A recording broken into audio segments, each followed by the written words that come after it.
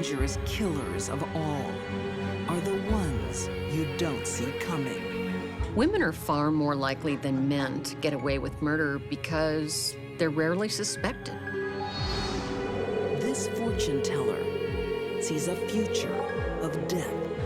Someone who was a seer or a prophet was someone you didn't want to mess with. A high-flying lawyer has a lethal brief.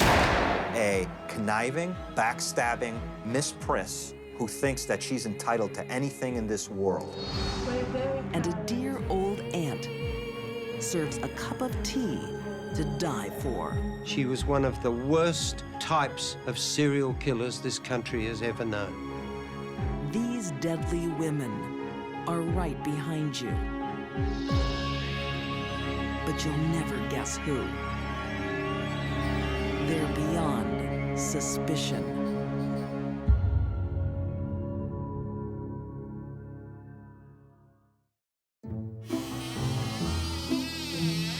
She claims to have a special gift. She could foresee the future. That made people admire her, and she relished that. They thought that she was possessed with some power of the occult and the beyond that made her this amazing prophet of doom. Tilly Gaborek is special, but not in the way her customers think. Tilly was on a killing spree. She was enjoying killing people.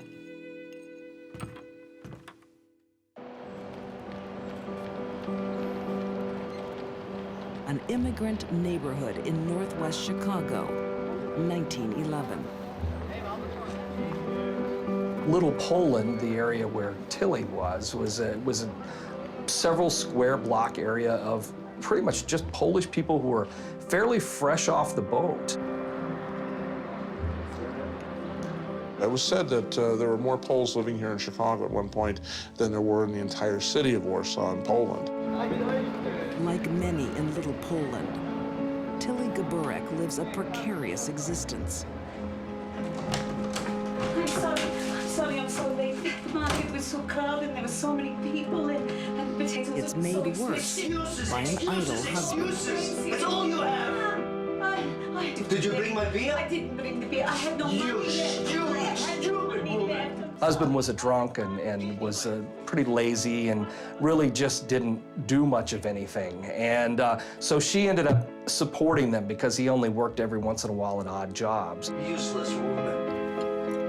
Each year of Tilly's unhappy marriage is making her more bitter. It was unkindly said about Tilly that she was greasy complected, ill-mannered, just a thoroughly unpleasant kind of woman to look at. And she was made hard by the times that she lived in. Why, many you have no idea. She's thinking of how to get out. 26 years of a tough marriage to a man that had caused her so much grief. And finally, I think something snapped within her. One evening, after another long day at work, It's about time you come on. You are going to work. I'm sick of your work. You. Tilly stands up for herself. Pig. What are you doing? Sit down. You get taken. Get out. I'm sick of it. Take this. She had spent her whole life being a downtrodden, beaten kind of person. And finally, now she had some power. It took a long time for Tilly to stand up for herself, but when she did, she became a new person.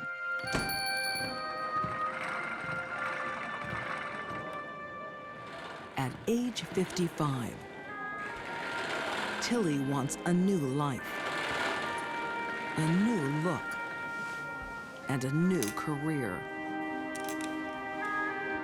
After Tilly broke out of her shell, she had to construct a scenario where she looked like somebody important, that she had a talent no one else did.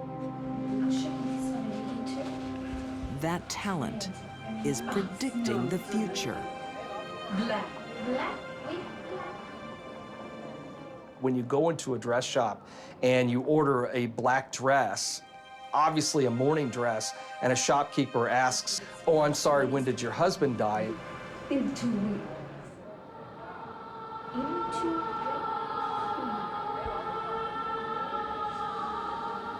This really changed her status in the neighborhood because someone who was a seer or a prophet was someone you didn't want to mess with. Writer Troy Taylor says Tilly's self-proclaimed psychic powers gave her something she'd never had before: respect. Throughout her life, Tilly was just a plain, ordinary person who had no real claim to fame. It wasn't until she made these psychic predictions of who was going to die that she was really set apart from the rest of the crowd. But Tilly's predictions are worthless unless she can make them come true.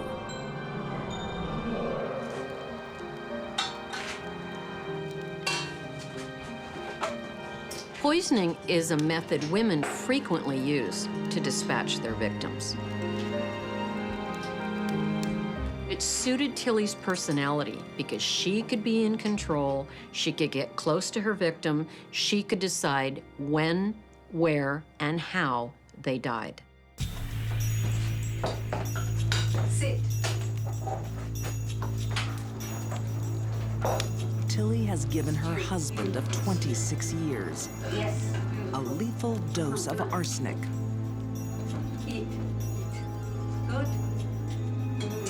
What it does is it causes paresthesias. In other words, it causes damage to the nerves in the hands and in the feet. Yes. Headache, vomiting, a feeling of being ill with the flu. Come on. More. This is particularly distressing because once it starts, it doesn't go away. It's there day and night, day after day after day.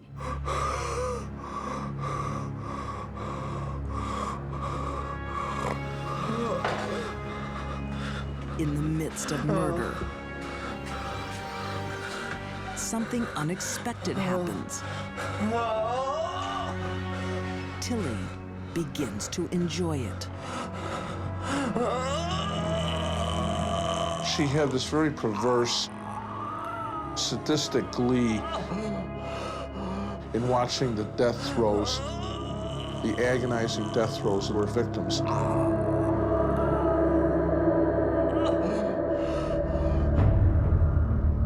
This sadistic glee is the catalyst for Tilly to begin another new career. She was married to her first husband for 26 years before suddenly becoming an overnight serial killer. We know it was at least 9, and the newspapers believed it could have been as high as 20.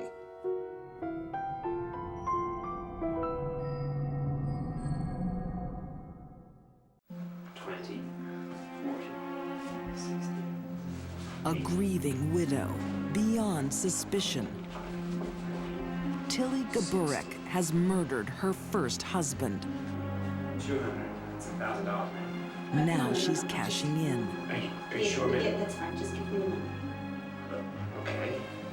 He had an insurance policy, which at that time, in the late teens, that was a lot of money in a poor immigrant neighborhood like Little Poland. I think Tilly's first murder was mostly out of convenience. She was tired of her husband, she didn't want him around, and it just so happened that she got $1,000 out of the deal. After that, she saw a way to make a living. She barely waited until the ground on the earth had settled before she was marrying her next husband. This husband dies too. And so does the next. Both deaths are predicted by Tilly, and both provide lucrative life insurance payouts. Most of the Polish people who lived in the neighborhood were very religious people, and superstitious people. Nobody really was brave enough to go and tell the police that they thought there was something going on. With each death, Tilly's reputation as a fortune teller grows. Dare to cross her, and you'll be the subject of a terrifying prophecy. The future. There. She would very often whisper in their ear, "You're going to die soon." And apparently, all of her predictions were coming true. There was one young woman who did notice that Tilly had seen several men die in her home and was suspicious, and of course, then she died herself. By this time, no one in the neighborhood is safe. She also got into an argument with some parents of some 3 little children who also mysteriously died. She even poisoned a neighbor's dog that was barking and causing her to lose sleep at night. I think Tilly enjoyed the power that wielding life or death over another human being gave her. And she enjoyed it. It was one thing to kill a husband for his life insurance. It's completely different to kill someone that had angered her. The suspicion nobody dares voice is the link between all the deaths. Tilly's famous stew. Tilly was an accomplished cook. It was said that she could whip up a fabulous meal.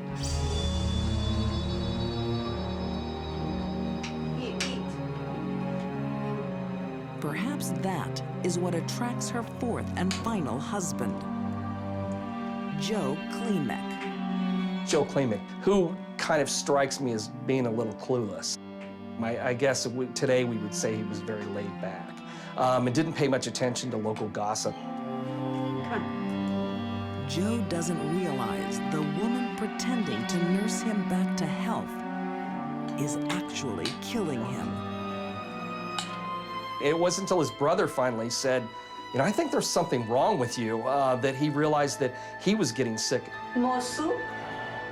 In fact, he never did anything. It was his brother who thought there was something suspicious going on after asking around the neighborhood and finding out that Tilly had already buried several other husbands. And for every husband who eats a deadly serving of stew,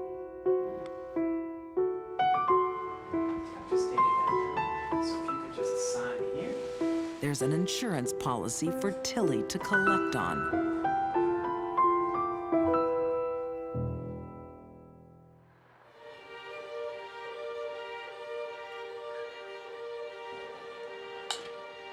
When Joe Klimek's brother alerts the police,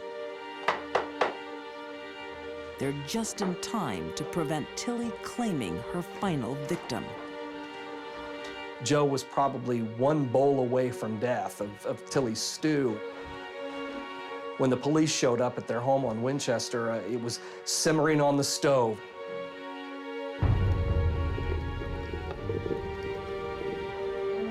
The bodies of Tilly's previous husbands are exhumed. They each contain enough arsenic to kill 4 people. In the good old days, it was actually quite easy to get away with murder. In today's world, with modern forensics, with knowledge of heavy metal poisoning like arsenic, I would say that after one death, we would be on to her.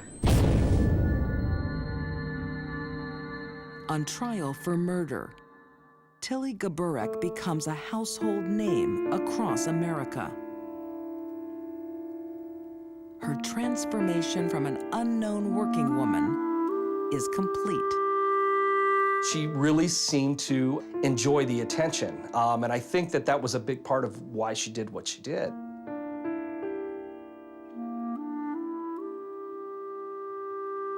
She was in the spotlight, and she ended up with a life sentence in prison. The woman who was so eager to predict a death won't admit to causing any.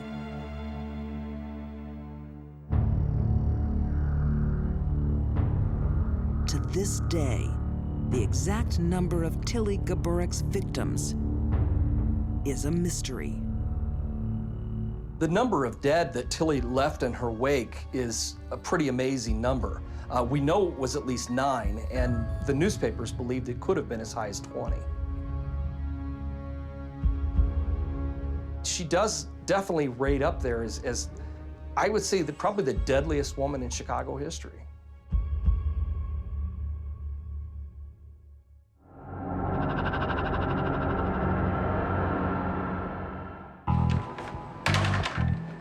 They say opposites attract. A 60-year-old, overweight, alcoholic, drug addict, beautiful, young, 30-year-old lawyer. But it's not love that brought this couple together. She always dated a man to get something out of him, be it a car, be it an apartment. She was investing in this relationship for some reason. Hey! And that was probably what? Murder.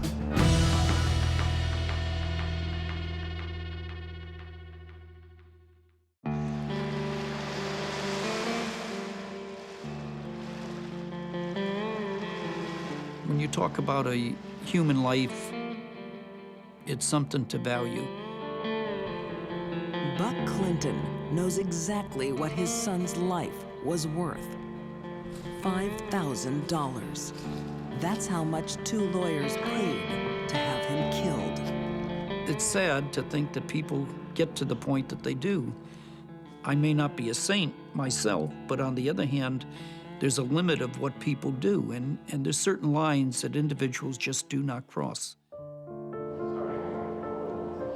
Buck's son, Buzz Clinton, did nothing to deserve death. Uh-oh, the magic carpet's starting to lift off. His only crime, to fall in love with single mom, Kim Carpenter, and play dad to her daughter, Rebecca.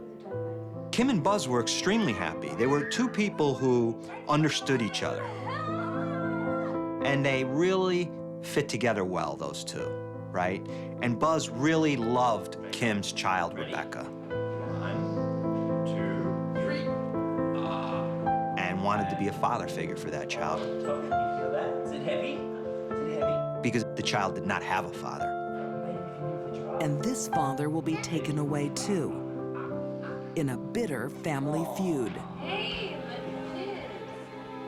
Kim Carpenter's parents dote on their granddaughter. Her sister Beth is also fiercely protective of her niece. But they all have a big problem with Buzz Clinton. They hated him from day one. All the Carpenters hated him. Beth Carpenter, the mother, the father. To the rest of the Carpenter family, Buzz isn't worthy of raising a daughter because of his past career as a male revue dancer. They looked at Buzz as he was this kid who was a dancer. So whenever they met, there were fireworks, you know, they didn't get along. This was a guy that was, in their opinion, a loser, who took off his clothes for money and let women stuff $20 bills in his jockstrap. And they couldn't stand it. Writer M. William Phelps says Beth Carpenter was a single-minded woman. There was just the one Beth. She was all business, whatever she did. Beth Carpenter, when she set out to get something she wanted, she got it. Beth's latest achievement is a law degree and a job with a Connecticut attorney called Heyman Klein. In walks this beautiful, young, 30-year-old lawyer, fresh out of law school. And Heyman invites her right in and says, "You want a job? I'll give you a job." Beth has begun her professional career. And now begins a personal crusade. Her goal this time, to take custody of her niece, Rebecca. She wanted the child, and she wanted to raise the child because she could do it better. Sole custody case number 2064. Never giving consideration to Kim. Custody case of Rebecca Carpenter. Beth Carpenter decided we're gonna have to fight for custody of that child, and we're gonna begin to show that Kim and Buzz are just not capable of raising that child. The drawn-out custody case pits sister against sister in a vicious battle. Beth began to just testify in court that, you know, Buzz is this, Buzz is that. Kim is this, Kim is that. Kim never comes home to take care of the child. What's gonna be different now? And ultimately comes down to, what is the judge gonna believe? And the judge sides with whom? Kim and Buzz.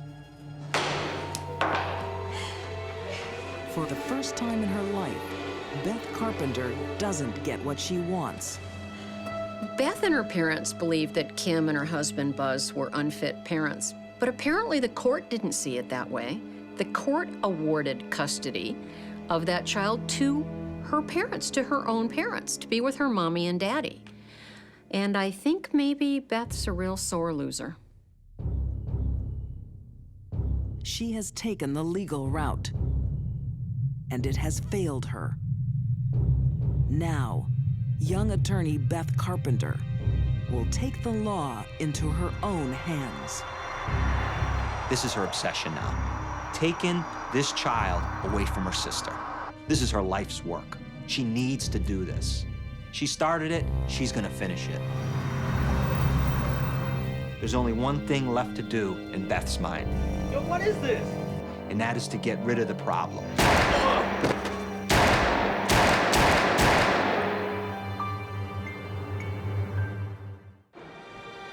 Sole custody case number 2064. Rebecca. Beth Carpenter is leading a spiteful Custody family case. feud. I find no evidence whatsoever of any child abuse in this case, and She's therefore, lost a legal I find battle in against favor her of sister defendant for custody of her sister's Carpenter. child. This case is dismissed.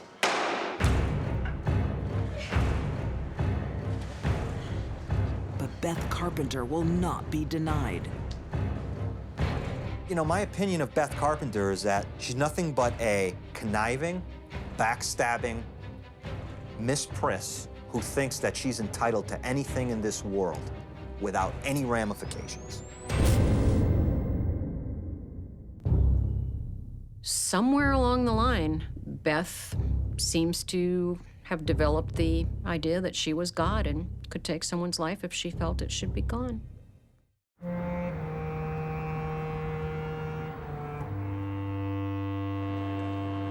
Beth Carpenter has a deadly plan in motion. Her kisses never come for free. Beth was very skilled at manipulation and getting other people to do something that she didn't want to get her hands dirty doing herself. Beth's boss, Heman Klein, thinks this is sex with no strings attached. Amen. Yeah. But his lover has a favor to ask. I need your help. A big one. He was like, if that's what you want, honey, I am in love with you. I'll do anything for you. Say yes. Say it. All right. She goes to Heyman, hey, can you find me someone to get rid of this problem? And Heyman says, absolutely. I'll go right to my cocaine dealer, Mark Dupre. So the deal is $1,000 up front and $4,000 on the back end. Dupre bides his time until fate hands him the perfect opportunity. Mark Dupre is looking through the paper one day, and he notices an ad in there for a tow truck for sale. And who was selling that tow truck? Buzz Clinton. And he decides, that's it.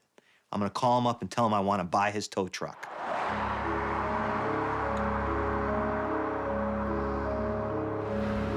So, Mark Dupre goes and for some reason picks up his son and brings him along. So they meet Buzz Clinton at a local hotel, and Buzz is driving a car. And Mark says, where's it? Buzz says, I have to jump the tow truck, the battery's dead, follow me, and I'll take you to it right now. Mark says, great. And they're driving to go look at this tow truck. And Mark Dupre is in back of them, and Mark Dupre flashes his lights at Buzz to pull over. Buzz pulls over right on the connector, right on the exit ramp, pulls over. Mark Dupre pulls over in back of him.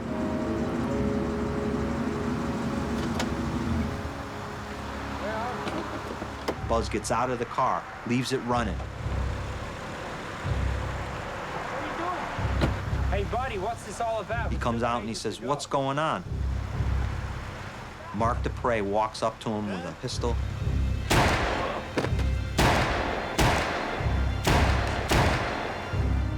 And drops him right there on the interstate. That night, Buck Clinton gets a call from his daughter-in-law that breaks his heart.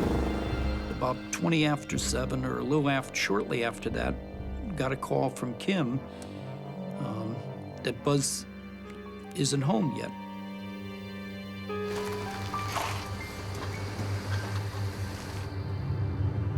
And then we got another call shortly after that by Kim and saying Buzz still isn't home.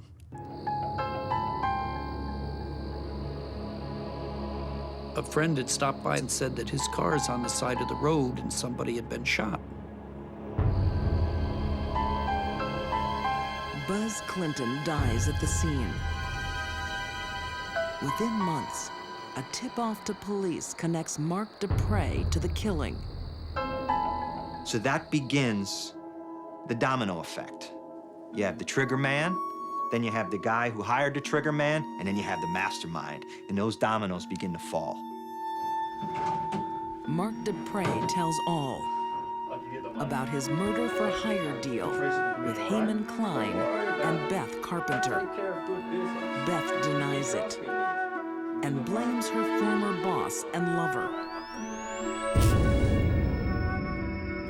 She begins to tell the police, Heyman Klein was obsessed with me to the fact that I told him that I had a problem with Buzz Clinton, and he took it upon himself to have him killed. Well, they asked Heyman Kleinman about that, and he tells a different story. After testifying against Beth, Heyman Klein is sentenced to 35 years in prison. Mark Dupre is jailed for 45 years. And the harshest sentence is reserved for Beth Carpenter. Life in prison with no parole. I myself was happy and yet sorrow at the same time, because here you have an individual who was young, brilliant, as Beth was, a life ahead of her, and through emotion, just made bad choices, and now is spending her life in prison. For a woman who was once a gifted young lawyer, the fall from grace is complete. She has now joined the lowlife of society. Beth Carpenter is in a prison right now, and she can look out her prison window and she can see the connector where Buzz Clinton was murdered from her prison cell. It didn't take much for Beth to kill her sister's husband, who never did anything to Beth. How safe do you think you'd be if she was out there?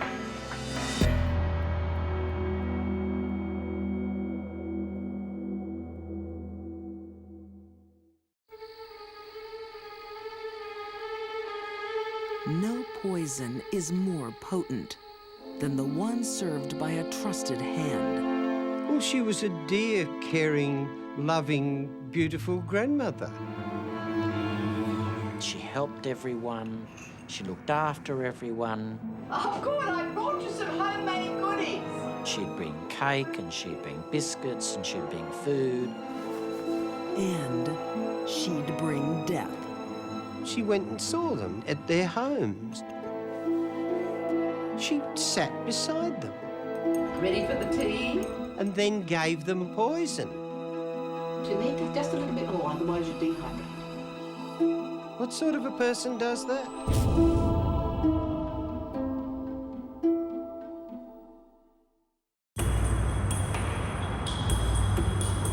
Sydney, Australia, a thriving metropolis. But in the late 1940s, there is a population boom of the four-legged kind. It was not uncommon for rats to be in almost plague proportions from time to time.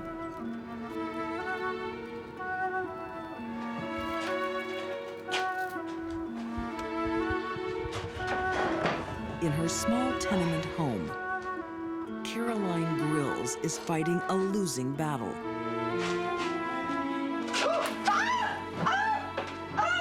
She wasn't happy where they lived. There was a rat plague right throughout Sydney, and she hated it. She absolutely hated where she lived. Crime writer Paul B. Kidd says Caroline was desperate to escape her squalid surroundings. There was a way out of her dilemma. Her father had died 11 years earlier and left the family house to his second wife, not Caroline's mother, the second wife, and given her life tenancy.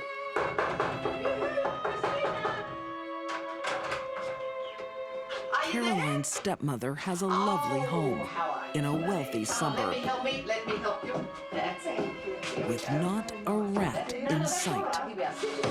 So she began visiting her and popping over with nice cake and some lovely other goodies she cooked in the oven. She was a very good cook.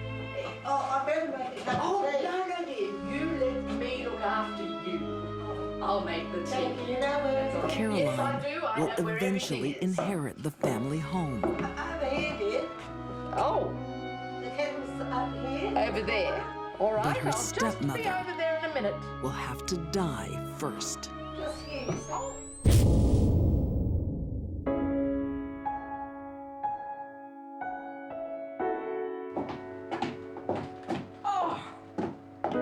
Back in her own squalid home, Caroline is left to dream of the house she thinks should be hers.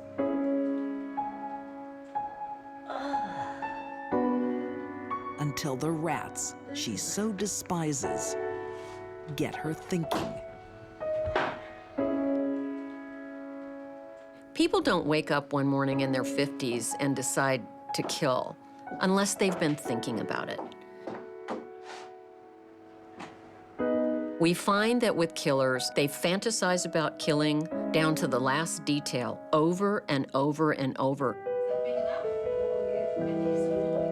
Soon, Caroline Grills finds any excuse to drop in on her stepmother for some cake and tea. Oh, and how did you get? Oh, lovely. You've nearly finished it. The dear old love, her stepmother, fell very, very ill. Her hair started to fall out. She couldn't see anymore. She was going blind. Oh, doctor, she's in here.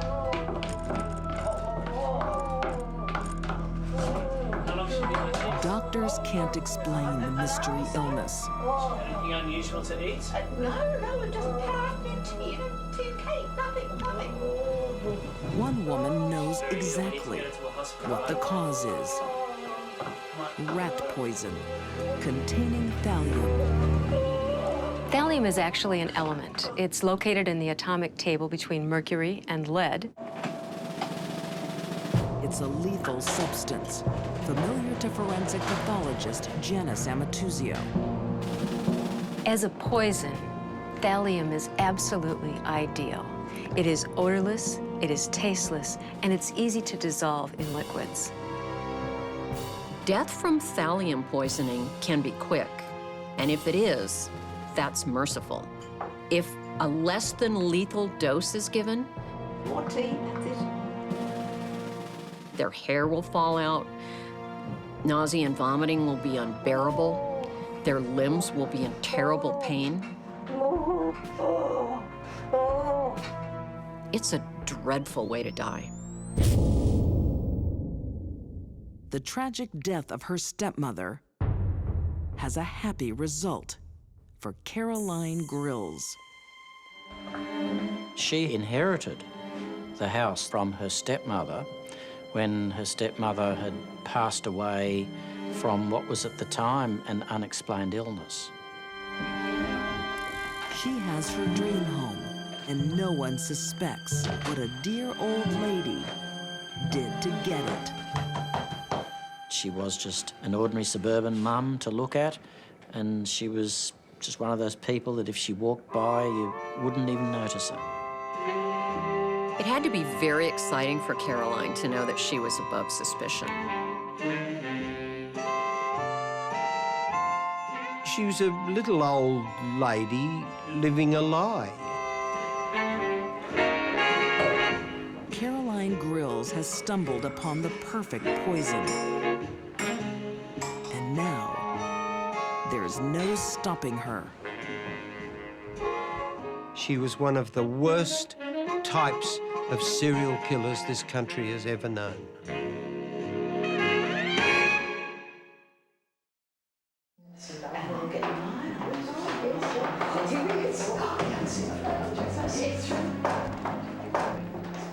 In Sydney, Australia, Caroline Grills enjoys afternoon tea with her relatives. They'd have games of bridge and cups of tea and something to eat. The polite surroundings give no clue to the awful truth. Delightful Aunt Carrie is a killer who can't be stopped. Obviously, she'd got a taste for murder. 4 years ago, Caroline Grills inherited the family home when her stepmother mysteriously died. Since then, 3 more relatives have suffered unexplained deaths. In every case, she is right by their bedside. Carolyn's first murder was motivated out of convenience and greed. She wanted to be in the good house. After that, it appears that her murders were nothing more or less than thrill killings.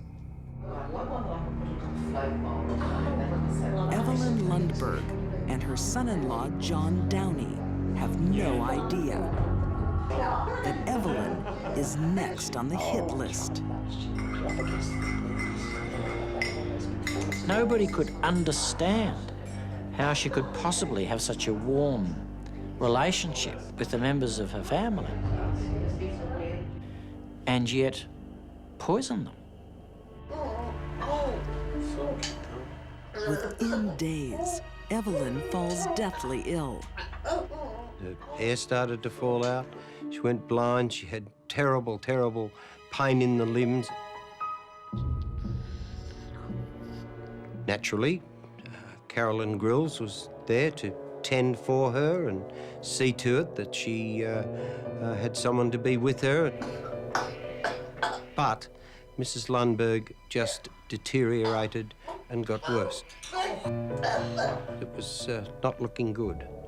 Yeah, let me take that from you. Caroline Grills is a killer beyond suspicion. Now, you go and put your feet up for a little while, and I'll make sure that everyone's all right, okay? You're a saint, you really are. And it makes her feel invincible. Let's teach you a little bit more of this. It wasn't for personal gain.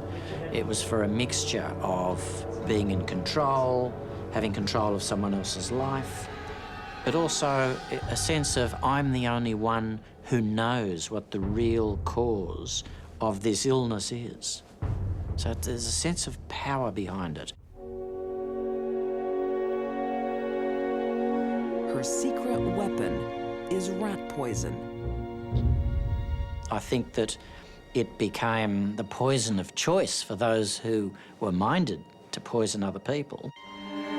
As John Downey's mother-in-law recovers in the hospital from her strange and sudden illness, he discovers it has struck someone else. John's suspicions were aroused during the arrest and trial of one Gladys Fletcher, who had allegedly poisoned her husband, the local rat catcher. The symptoms were exactly the same as Evelyn's. John suspects that Evelyn is also being slowly poisoned. But to prove it, he needs to catch Aunt Carrie in the act.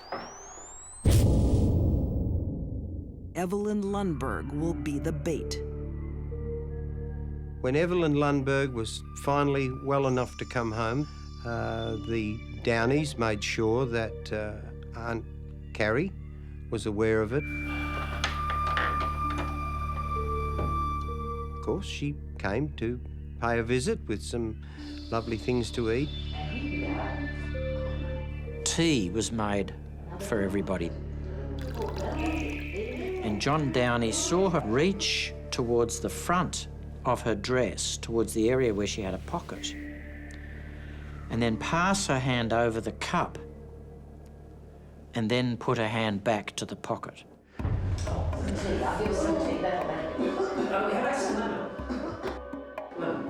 It'll go really well with the tea. Good idea.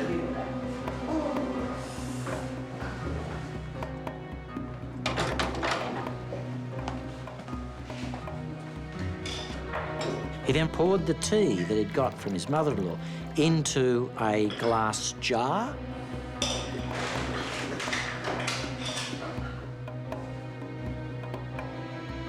Which he eventually took to the police when he voiced his suspicions.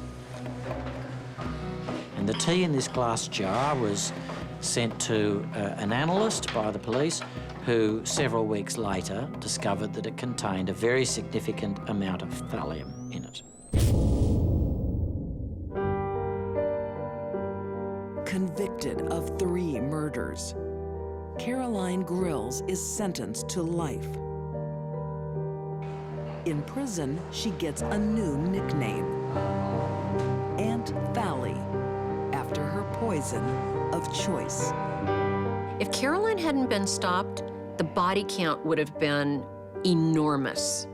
When she ran out of poor relatives, she probably would have started on the neighbors. There was no monetary gain, there was no sexual gain. She simply enjoyed it.